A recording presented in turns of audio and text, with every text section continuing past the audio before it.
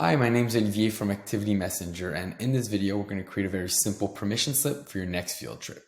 So the first thing at the top, we have a little image. We integrate with Canva so you can easily create a nice design in Canva.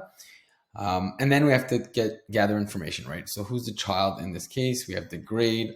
If we click on edit here, we'll have different fields that we can add to that box.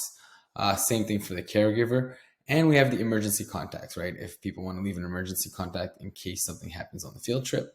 And then we have the waiver, right? So what are the acceptance and terms that the parent is agreeing to? This is where you would come and copy paste all the information here.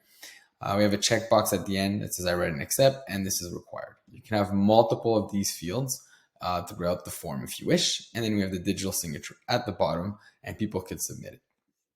Now, what does this look like? If you click on the visitor fill, this is where parents would fill the form out, right? So you would be able to put in the child's name, caregiver, and fill out the permission slip.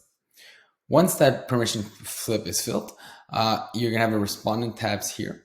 And you can see I've already filled one here, where if I click on the form, it's actually gonna show me what the form looks like. So we have the digital signature, when this was signed and accepted, as well as the conditions that the parent accepted and agreed to.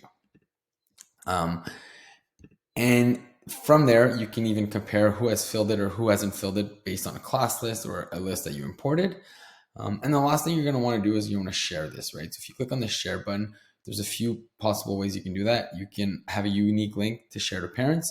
You can embed it on your website. You can have a QR code that you can have the day of the event for people who have not signed yet, or just kind of posting it up at the school entrance so people can sign it. And you can also send the form. So if I click on send the form, you can actually decide to send this by SMS and email, SMS only.